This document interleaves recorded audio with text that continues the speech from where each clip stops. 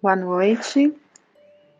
Dando continuidade à nossa sequência de palestras doutrinárias promovidas pela Casa de Fabiano, hoje nós vamos tratar de um tema aqui. Em princípio, a gente vai consultar, a primeira leitura vai ser aqui da Revista Espírita, de maio de 1858, uma questão aqui, uma temática relacionada a problemas morais, e onde foram feitas perguntas ali, olha, perguntas dirigidas a São Luís com relação a essa temática. Então nós vamos fazer aqui a leitura para a gente poder entender nessa questão. A gente vive um momento na história da nossa humanidade em que o trabalho moral ele é um divisor de águas, né? Ele pode ser o divisor de águas da nossa de um futuro melhor para nós mesmos, né? Ou de uma situação aí mais difícil, porque o nosso mundo está mudando, está se transformando e vai se transformar para melhor, né? E então isso vai exigir de nós uma transformação para melhor. E essa transformação é no tocante ao campo moral, uma vez que o nosso desenvolvimento intelectual, a gente é visto, é notado, é notório, né? É muito bem desenvolvido, né? Nós estamos aí a passos largos aí na nossa inteligência, na nossa intelectualidade, mas a nossa moral ainda está um pouquinho atrasada. Quando a gente pensa que o maior exemplo de moral, né, a moral perfeita, digamos assim, o modelo de moral perfeito para o nosso planeta, né, para o nosso mundo, que seria Jesus, e os seus ensinos morais ainda estão tão distantes dos nossos corações, das nossas atitudes, né, da humanidade de uma maneira geral, né, pelas manifestações aí de orgulho, de egoísmo, enfim, né, de vícios de uma maneira geral que a gente percebe. Isso mostra do quanto que o nosso desenvolvimento moral ainda está aquém do desejado, né? E vamos estudar um pouco sobre essas questões da moral, porque, né, passou da hora da gente começar a olhar com mais atenção para isso. Então, o que São Luís tem a nos dizer a respeito disso, né? Então, aqui na Revista Espírita. Vamos lá. A pergunta que foi dirigida, olha, foram algumas perguntas, 4 perguntas, né? 4 perguntas complexas. Kardec, muito inteligente, faz as perguntas ali da maneira muito perfeita, né?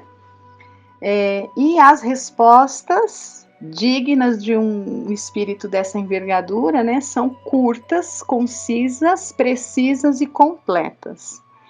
É típico do espírito superior, né? Fala pouco, mas diz muito. Então vamos aqui às questões. De 2 homens ricos, o primeiro nasceu na opulência e jamais conheceu a necessidade. O segundo deve a fortuna ao próprio trabalho. Ambos a empregam exclusivamente na satisfação pessoal. Qual deles é o mais culpável? Então, né, um que nasceu na opulência e nunca conheceu a necessidade. E o outro nasceu na necessidade, mas através do seu trabalho, olha, trabalho. Então vamos pensar que trabalho é sempre o trabalho justo, digno e honesto, né? Conseguiu a sua riqueza. Só que os dois só pensaram em si mesmo. Qual dos dois é o mais culpável? A resposta concisa: o que conheceu o sofrimento, quer dizer, o primeiro. O primeiro não, o segundo, né? O que conseguiu pelo trabalho. Ele sabe o que é sofrer. Então, veja, né? São questões que se a gente vai a fundo, não tem o que contra-argumentar, né? Não tem o que contra-argumentar, porque quando a gente conhece o sofrimento e não fica condoído com ele, a nossa culpa é muito maior do que aquele que nunca nem imaginou que existisse sofrimento. Isso é óbvio, né? Continuando. Aquele que acumula continuamente, sem fazer o bem a ninguém, Terá uma desculpa aceitável no pensamento de acumular para deixar bastante aos filhos? A resposta de São Luís é um compromisso com a consciência má, né? Então, aquele que só pensa em acumular para dar e tem como olha, veja que sempre Kardec tem a preocupação de colocar, né, que é um acúmulo honesto. Ele não está nem colocando aqui que a pessoa ficou rica ou conseguiu ali usurpando ninguém. Ele não está nem partindo desse pressuposto. A pessoa trabalhou honestamente, dignamente, né? Mas aqui nesse caso, é desculpável a pessoa ficar acumulando, ou seja, não repartir nada, não auxiliar ao próximo, com a desculpa de que tem que passar a herança para os filhos, né? Então, é um compromisso com a consciência má. No Evangelho, tem essa lição bem esmiuçada, né? Porque no final das contas, são 4 questões, mas a gente vai perceber aqui que tem um pano de fundo em todo o móvel dessas ações aqui, né? Que a gente já pode ter percebido aqui uma coisa chamada egoísmo nesses 2 casos, né? A terceira questão. De 2 avarentos, o primeiro se priva do necessário e morre de privações sobre o seu tesouro. O segundo só é avarento para com os outros, é pródigo para consigo mesmo. Então, com ele não tem dó de gastar. Mas se for para ajudar qualquer uma outra pessoa, ele é avarento, ele não tem esse desprendimento. Enquanto foge ao menor sacrifício a fim de prestar um obséquio ou fazer algo de útil, não põe limite aos seus prazeres pessoais. Aborrece quando lhe pedem um favor. Quer entregar-se a seus caprichos que nunca lhe faltam. Qual o mais culpado e qual deles terá o pior lugar no mundo dos espíritos? Resposta: o que goza, o outro já recebeu a sua punição. Né? Então também é uma resposta curta, mas profunda, porque aquele que já recebeu a sua punição, é o primeiro, né? Se priva do necessário e morre sobre o seu tesouro. Que vida infeliz que ele teve, né? Quer dizer, tinha tudo e não tinha nada. Então já foi punido ali mesmo. Agora, o outro, né? Com certeza ele é mais culpável, por quê? A falta de caridade aliada a um exacerbado egoísmo, né? Então vai gerar, a gente sempre vai perceber que esse fundo, né, do egoísmo é o que vai caracterizar essas questões morais de cada um, que embora a pessoa ali pelas leis humanas estejam ali totalmente dentro, a rigor, né, perante as leis de Deus, elas estão bem afastadas, né? E a última questão que foi dirigida aqui a São Luís. Aquele que em vida não empregou utilmente a sua fortuna, encontra alívio em fazer o bem após a morte pelo destino que ele a dá?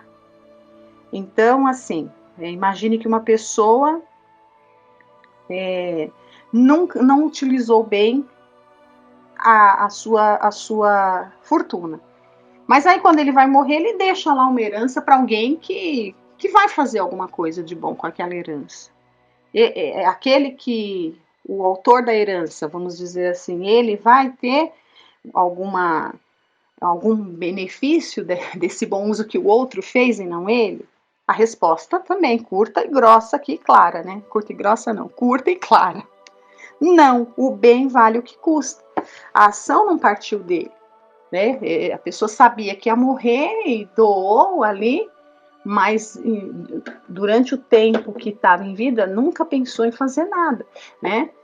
Quem fez, eventualmente ali algum bem, foi aquele que herdou, que às vezes também poderia não fazê-lo. Então veja que a gente vai entendendo, né, por essa leitura aqui, que essa questão moral ela é muito profunda nos nossos mais íntimos sentimentos, né? Nos mais íntimos sentimentos, na minúcia daquilo que a gente sente, a gente consegue detectar qual é a nossa condição moral, se a gente ainda é muito egoísta ou se a gente já está expandindo um pouco mais, que é o que se espera, né? E essa expansão que a gente que se espera de nós, né? Que Deus espera de nós no sentido dos nossos sentimentos melhorarem, se depurarem. São o quê? São conquistas de virtudes, né? Então, são a conquista das virtudes. Então, a perfeição moral, a gente vai atingir essa perfeição moral quando a gente conseguir ir aniquilando esses pequenos sentimentos aqui, né? Que são comuns, né? De querer tudo só para si, ou de não ter coragem de abrir mão de um prazer para si para poder aliviar o outro. Enfim, né? Esses sentimentos que a gente detectou aqui de egoísmo, por exemplo, enquanto a gente der lugar, né, no nosso coração, nos nossos sentimentos para o egoísmo, a gente não vai dar espaço, por exemplo, para a virtude de olhar, da caridade, né, que é olhar para o outro e como gostaríamos que se olhasse para nós e fazer pelo outro da forma como gostaria que fizéssemos para nós. E entender que no mundo nós somos todos filhos de Deus, né? Então, portanto, nós somos todos irmãos e que um tem que estar ajudando o outro da forma como pode, né? Tudo aquilo que a gente tem de talento, não importa se é só na questão material, né? Mas tudo aquilo que a gente tem de bom, a gente tem a obrigação de estar dividindo com quem se apresente aí no nosso caminho, né? E aqui, olha, a gente vê que, por exemplo, no livro dos Espíritos, quando se trata dessa questão da perfeição moral, foi feita a seguinte pergunta: qual a mais meritória de todas as virtudes? Né? Então, existe uma que é mais meritória? São tantas as virtudes aí, né? Mas qual delas é a mais meritória? E a resposta dos Espíritos: todas as virtudes têm o seu mérito, porque todas são indícios de progresso no caminho do bem. Há virtude sempre que há resistência voluntária ao arrastamento das más tendências. Então, cada vez que a gente estiver diante de uma situação assim, por exemplo, como esses 3 exemplos que foi feito as questões para São Luís, quem de nós não pode passar por uma situação dessa? Mas vamos supor, cada vez que, né, a gente passa por uma dessa situação ou tantas outras, porque exemplos não faltam, né?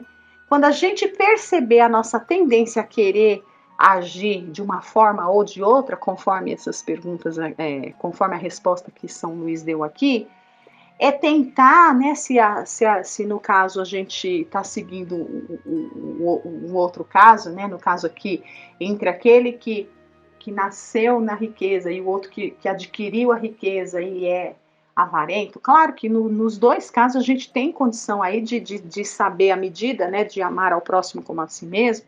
Nos dois casos, não tem como a gente não saber que ajudar o próximo seria uma obrigação nossa, até mesmo para aquele que herdou, que já nasceu na opulência, né? Mas sabe, se tirar aquilo dele, sabe o quanto faz falta. Só que para o outro não tem a menor desculpa, né? Então, cada vez que a gente perceber, a gente se vê numa situação semelhante, e a gente tentar combater aquele arrastamento que nos conduziria a essa atitude de egoísmo, né? Nos dois casos, né? Em todos os casos aí, nessas duas opções que foi dadas aí, né, nessas questões, se em qualquer um desses casos a gente resistisse, a gente percebesse, puxa, né, a minha tendência é fazer assim, mas eu sei que não é legal, eu gostaria de fazer diferente. Isso já é uma pequena virtude, isso é muito bom para a gente saber, porque isso nos encoraja a continuar sempre lutando contra as nossas imperfeições, né? Então, olha, há virtude sempre que há resistência voluntária ao arrastamento das más tendências. Então, cada vez que a gente luta para tentar fazer o melhor, a gente já está desenvolvendo um pequeno pedacinho de virtude dentro de nós. Mas, e continua a resposta, olha, mas a sublimidade da virtude consiste no sacrifício do interesse pessoal para o bem do próximo, sem segunda intenção. A mais meritória é aquela que se baseia na caridade mais desinteressada. Então, aqui ele já completa com o suprassumo. Então, veja que entre uma coisa e um ponto e o outro, há uma distância imensa, né? Uma é a percepção de que a gente tem uma tendência ruim e tentar lutar contra ela. É um primeiro passo. O outro, que seria o suprassumo aqui, né, é o sublime da virtude, é sacrificar o seu interesse pessoal em favor do outro e sem interesse, né? E sem interesse, sem segunda intenção, sem interesse, sem esperar sequer um muito obrigado. Isso é o suprassumo. E isso é digno de espíritos já de uma condição muito superior à nossa. Nós estamos nesse patamar aqui de ficar combatendo ainda algumas tendências e de ficar fazendo pequenas atitudes. Então, quando a gente se engaja num trabalho voluntário, a gente, né, vai por algum motivo. Geralmente a gente vai porque está com algum problema, e aí a gente percebe que a gente tem que se dedicar para alguém. Às vezes a gente vai porque está com, né, sei lá, são vários os motivos. Outros vão por um impulso mesmo de se sentir feliz. O fato é, quando a gente chega no trabalho voluntário, isso é para todos. Quando a gente chega e a gente está aberto a querer fazer alguma coisa ali de verdade, né, desinteressadamente, aquilo nos contagia de uma maneira tal, que a gente coloca todo o nosso amor, toda a nossa dedicação, todo o nosso melhor, todo o nosso potencial de perfeição, todo o nosso potencial divino, né? Porque tudo isso a gente tem potencial, ainda não está desenvolvido, são potências que vão ser desenvolvidas. A gente acaba colocando, e isso vai se ampliando de uma maneira tal que a gente vai sim desenvolvendo pequenas virtudes, né? E para a gente encerrar, a gente não pode deixar, né, de pensar, quando a gente vai falar em perfeição moral, em reforma íntima, em aperfeiçoamento moral, a gente nunca pode deixar de pensar, de lembrar do Mestre, né, de Jesus, porque ele, sendo o nosso modelo perfeito, né, o nosso modelo ali de perfeição mais, né, sublime ali, ele deixou ali várias lições. O evangelho inteiro é um código de conduta moral que a gente tem que procurar seguir, né? Então aqui, para a gente encerrar, vou encerrar só com essa leitura do Evangelho de Mateus, para a gente lembrar um pouquinho, né, de como, muito resumidamente, Jesus nos dá ali nas suas palavras o ensinamento de como que se deve buscar essa perfeição e quais são os caracteres dessa perfeição. Então, em Mateus, no capítulo 5, está registrado uma fala de Jesus ali para todos que o ouviam, né? Olha, mas eu vos digo, amai os vossos inimigos, fazei o bem aos que vos têm ódio, e orai pelos que vos perseguem e caluniam, para serdes filhos de vosso Pai que está nos céus, o qual faz nascer o seu sol sobre bons e maus, e vir chuva sobre justos e injustos. Porque se vós não amais, senão os que vos amam, que recompensas haveis de ter? Não fazem os publicanos também o mesmo? E se vós saudardes somente os vossos irmãos, que fazeis nisso de especial? Não fazem também assim os gentios? Sede vós, logo, perfeitos, como também vosso Pai Celestial é perfeito. E é linda essa colocação, né? Linda, porque aqui Jesus, concisamente, em poucas palavras, ele nos dá o resumo de como ser perfeitos, né? Amando a todos, inclusive aos inimigos. Coisa difícil, né? Então, quando a gente vai esmiuçando tudo, a gente vai percebendo o quanto de trabalho moral precisamos fazer em nós mesmos para conseguir realizar uma dessas ações, uma só, né? Ele já começa: amai os vossos inimigos. Quanto de trabalho moral a gente não precisa desenvolver para conseguir isso, né? Então que fica essas reflexões para nós nesse dia, e que a gente possa sim aproveitar todo o tempo que nós tenhamos para estar trabalhando no nosso dia a dia, as questões morais que a gente sabe que ainda precisam ser trabalhadas em nós. Fiquem todos com Deus, uma boa noite.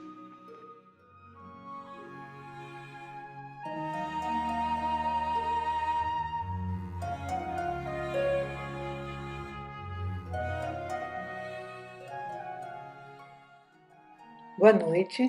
Vamos ver agora algumas questões do Livro dos Espíritos.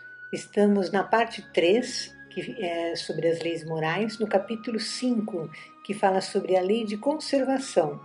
E vamos começar hoje pelo item 3, gozo dos bens da terra. Questão 711. O uso dos bens da terra é um direito de todos os homens? Resposta: esse direito é a consequência da necessidade de viver. Deus não pode impor um dever sem conceder os meios de ser cumprido. Questão 712. Com que fim Deus fez atrativos os gozos dos bens materiais? Resposta: para instigar o homem ao cumprimento da sua missão e também para o provar na tentação. 712A. Qual o objetivo dessa tentação? Resposta: desenvolver a razão, que deve preservá-lo dos excessos. Agora eu vou ler um comentário de Kardec. Se o homem não fosse instigado ao uso dos bens da terra, senão em vista da sua utilidade, sua indiferença poderia ter comprometido a harmonia do universo. Deus lhe deu o atrativo do prazer, que o solicita a realização dos desígnios da providência, mas, por meio desse mesmo atrativo, Deus quis prová-lo, também pela tentação que o arrasta ao abuso, do qual a sua razão deve livrá-lo. Questão 713. Os gozos têm limites traçados pela natureza? Resposta: sim, para vos mostrar o termo do necessário, mas pelos vossos excessos chegais até o aborrecimento e com isso vos punis a vós mesmos. Questão 714.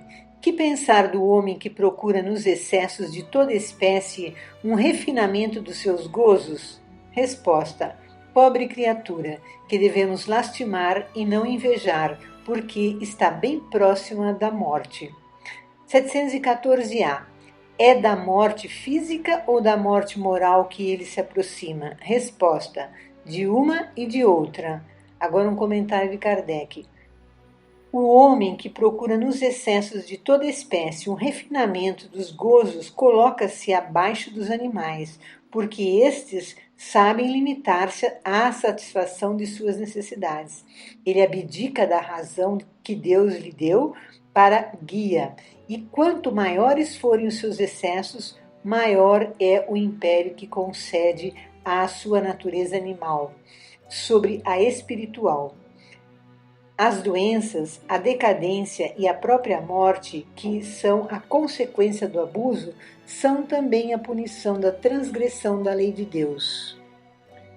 Então vejamos, o homem, para evoluir, precisa de meios em que sua vida se manifeste e adquira conhecimentos e desenvolva seus sentimentos. Deus criou meios para instigar o homem ao movimento de buscar, observar, realizar através da inteligência, do instinto e dos sentimentos. Deus delimita certas ações do homem para direcioná-lo ao progresso. Isto é realizado pelas consequências que passa, pelas escolhas que faz, ora criando situações difíceis para si mesmo e ora se realizando dentro das leis do amor. Pelas consequências de nossos próprios atos, aprendemos o que é melhor e o que não devemos repetir. Agora vamos ver o item 4, o necessário e supérfluo. Questão 715. Como pode o homem conhecer o limite do necessário? Resposta: o sensato o conhece por intuição, e muitos o conhecem à custa de suas próprias experiências. Questão 716. A natureza não traçou o limite do necessário em nossa própria organização? Resposta: sim, mas o homem é insaciável. A natureza traçou o limite de suas necessidades na sua organização, mas os vícios alteram a sua constituição e criam para ele necessidades artificiais. 717.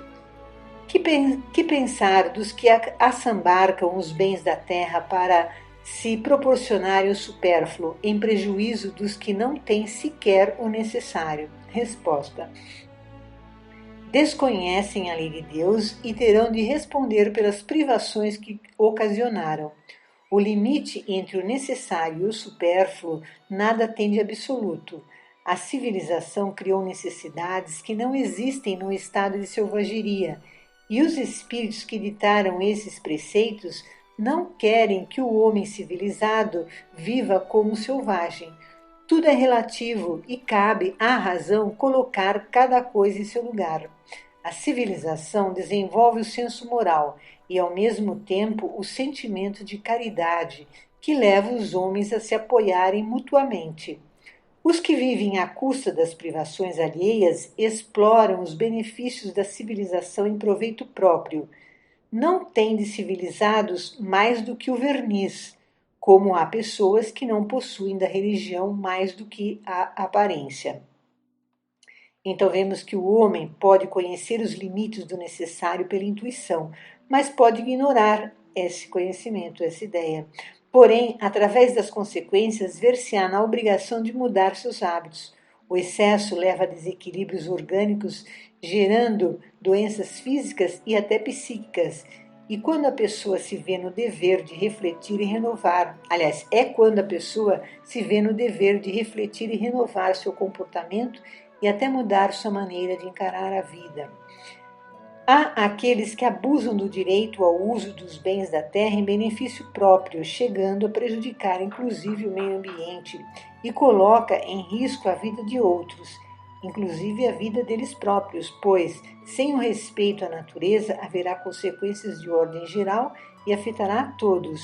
E talvez poderemos pagar caro para aprender que a natureza é viva também. Questão número 5, item 5, privações voluntárias e mortificações. Questão 718.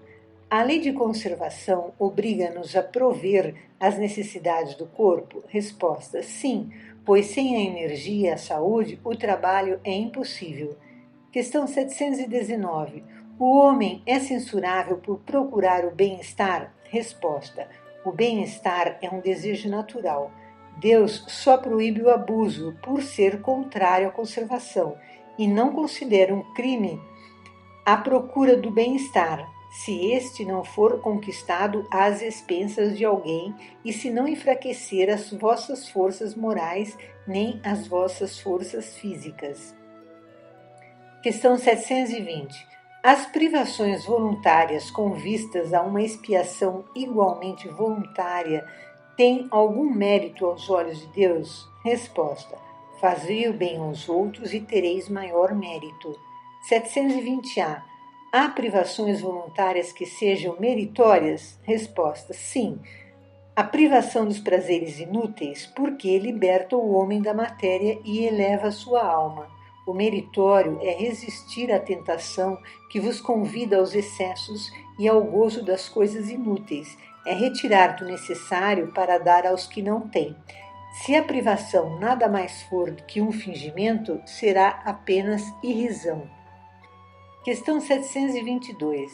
A abstenção de certos alimentos prescrita entre diversos povos funda-se na razão? Resposta: tudo aquilo de que o homem se possa alimentar sem prejuízo para a sua saúde é permitido, mas os legisladores puderam interditar alguns alimentos com uma finalidade útil e, para dar maior crédito às suas leis, apresentaram-nas como provindas de Deus. Então, o Espírito deixa claro que podemos nos alimentar do que faz bem ao nosso organismo. No Antigo Testamento é relatado que Moisés proíbe comer determinados alimentos. Um deles é a carne de porco. Essa carne, se não for muito bem preparada, pode causar doença grave. 723. A alimentação animal para o homem é contrária à lei natural? Resposta: na vossa constituição física, a carne nutre a carne, pois do contrário o homem perece. A lei de conservação impõe ao homem o dever de conservar as suas energias e a sua saúde para poder cumprir a lei do trabalho. Ele deve alimentar-se, portanto, segundo o exige a sua organização. Então, os espíritos não proíbem este ou aquele alimento, mas orienta a se alimentar conforme a organização física. O homem, no decorrer da sua evolução, estará mudando seus hábitos alimentares e, certamente, a constituição física também sofrerá suas mudanças. Questão 724. A abstenção de alimentos animais ou outros como expiação é meritória? Resposta: sim, se o homem se priva em favor dos outros, pois Deus não pode ver mortificação quando não há privação séria e útil. Eis porque dizemos que os que só se privam em aparência são hipócritas.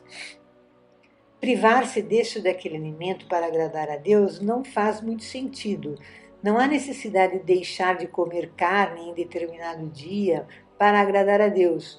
Isto não é necessário. O que agrada a Deus é deixar uma de nossas regalias em prol de alguém que necessita dela, como doar um alimento ao necessitado, uma roupa, doar um tempo oferecendo palavras consoladoras a um aflito. O sacrifício em prol do bem a outrem é que tem valor significativo. Questão 725. Que pensar das mutilações praticadas no corpo do homem ou dos animais? Resposta: a que vem semelhante pergunta? Perguntai sempre se uma coisa é útil. O que é inútil não pode ser agradável a Deus, e o que é prejudicial lhe é sempre desagradável, porque ficais sabendo, Deus só é sensível aos sentimentos que elevam a alma para Ele, e é praticando as suas leis, em vez de violá-las, que podereis sacudir o jugo de vossa matéria terrena. Então, prejudicar o corpo para agradar a Deus é um grave engano. Deus deu o corpo para viver esta vida e precisamos cuidar dele para que possamos cumprir os nossos compromissos aqui na nossa encarnação. Questão 726. Se o sofrimento deste mundo nos elevam conforme os suportamos, poderemos elevar-nos pelo que criamos voluntariamente? Resposta: os únicos sofrimentos que elevam são os naturais, porque vêm de Deus.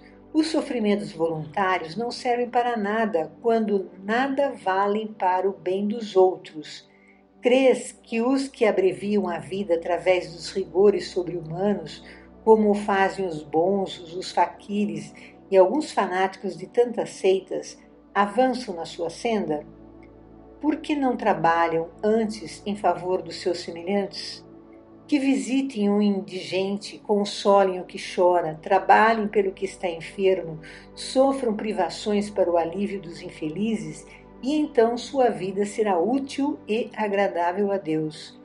Quando, nos sofrimentos voluntários a que se sujeita, o homem não tem em vista senão a si mesmo, trata-se de egoísmo.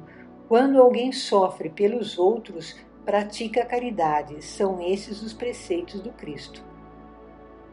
Como já vimos, na questão anterior, buscar sofrimento desnecessários não tem valor significativo no que se refere à evolução espiritual. O sacrifício mais agradável a Deus é a prática da caridade. Inclusive, a bandeira do Espiritismo é: fora da caridade não há salvação. No Evangelho segundo o Espiritismo, no capítulo 5, item 26, nós podemos ler: essa questão dá lugar naturalmente a outra, pois, se Jesus disse, bem-aventurados os aflitos, haverá mérito em procurar alguém aflições que lhe agravem as provas por meio de sofrimentos voluntários? A isso responderei muito positivamente. Sim, há grande mérito quando os sofrimentos e as privações objetivam o bem do próximo.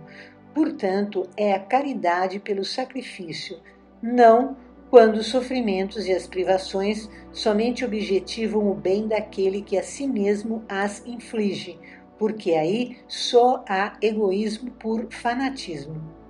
Grande distinção cumpre aqui se faça pelo que vos respeita pessoalmente. Contentai-vos com as provas que Deus vos manda e não lhes aumenteis o volume, já de si por vezes tão pesado. Aceitá-las sem queixumes e com fé, eis tudo o que de vós exige ele. Não enfraqueçais o vosso corpo com privações inúteis e macerações sem objetivo, pois que necessitais de todas as vossas forças para cumprirdes a vossa missão de trabalhar na terra. Torturar e martirizar voluntariamente o vosso corpo é contravir a lei de Deus, que vos dá meios de o sustentar e fortalecer. Enfraquecê-lo sem necessidade é um verdadeiro suicídio. Usai, mas não abuseis. Tal a lei. O abuso das melhores coisas tem a sua punição nas inevitáveis consequências que acarreta. Questão 727. Se não devemos criar para nós sofrimentos voluntários que não são de nenhuma utilidade para os outros, devemos, no entanto, preservar-nos dos que prevemos ou dos que nos ameaçam? Resposta: o instinto de conservação foi dado a todos os seres contra os perigos e os sofrimentos. Fustigai o vosso espírito e não o vosso corpo, mortificai vosso orgulho, sufocai o vosso egoísmo, que se assemelha a uma serpente a vos devorar o coração. E fareis mais pelo vosso adiantamento do que por meio de rigores que não mais pertencem a este século. No Evangelho segundo o Espiritismo, no capítulo 17, com o título Sede Perfeitos, eu vou ler um trechinho sobre cuidar do corpo e do espírito. Não castigueis o corpo pelas faltas que o vosso livre-arbítrio o induziu a cometer e pelas quais é ele tão responsável quanto o cavalo mal dirigido pelos acidentes que causa. Sereis porventura mais perfeitos se, martirizando o corpo, não vos tornardes menos egoístas, menos orgulhosos e mais caritativos para com o vosso próximo? Não, a perfeição não está nisso, está toda nas reformas por que fizerdes passar o vosso espírito. Dobrai-o, submetei-o, humilhai-o, mortificai-o. Esse o meio de o tornardes dócil à vontade de Deus e o único de alcançardes a perfeição. Bom, nessas reflexões de hoje vimos o que é mais agradável a Deus dos sacrifícios que podemos fazer. São sempre pensando na caridade, não é? Nos mutilarmos, passarmos fomes para agradar a Deus não faz sentido, né? É o que fazemos pelo outro, né? E também respeitando a nós, o nosso corpo, não é? Enfim, estamos evoluindo, vamos evoluir nos nossos pensamentos, no nosso corpo físico e certamente a nossa alimentação será mais leve no decorrer do tempo, né? Bom, finalizando nesse dia de hoje, reflitamos sobre como estamos cuidando do nosso corpo, da nossa vida, da nossa alma e assim buscarmos renovarmos mais os nossos pensamentos, nossas atitudes, agradecendo a Deus a oportunidade de conhecermos esses ensinamentos trazidos pelos Espíritos em nome de Deus, para que possamos termos mais clareza sobre os ensinamentos do Evangelho do Cristo. Obrigado, Senhor, que seja sempre feita a Tua vontade, que saibamos aceitá-la. Que assim seja, graças a Deus.